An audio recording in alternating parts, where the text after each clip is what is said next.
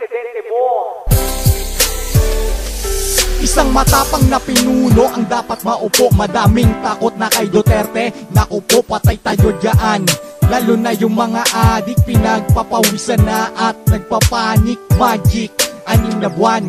Sabi niya yung mga adik ay uubusin yan. Sana matupad yan lahat ng sinasabi mo. Dahil kung ako lang, ikaw ang presidente ko. Walang perwisyo, maayos ang buhay at masagana yung magkapamilya. Masasayang magkakasama, merong pag-asa na lagi nilang maaabot. Yung mga babae pag naglakad ay di takot sa dilim dahil sa mga trahedya.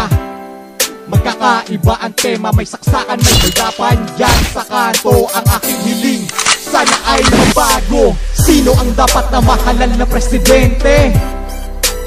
Si Duterte. Sino ang dapat na mahalal na presidente? Si Duterte. Sino ang dapat na mahalal na presidente?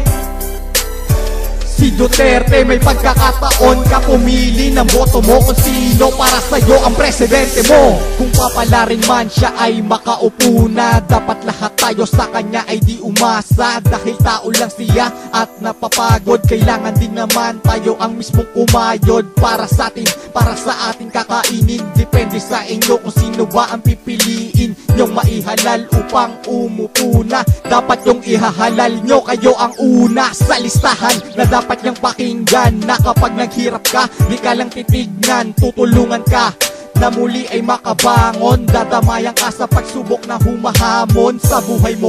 Siya ang kadikit mo, napapanis lahat, ultimo alis ko. Iba kasi talaga ang bangis ko. Kung para sa akin, Duterte ang presidente ko. Sino ang dapat na mahalal na presidente? Si Duterte. Sino ang dapat na mahalal na presidente? Si Duterte. Sino ang dapat na mahalal na presidente? Si Duterte. May pagkakataon ka pumili ng boto mo kung sino para sa'yo ang presidente mo.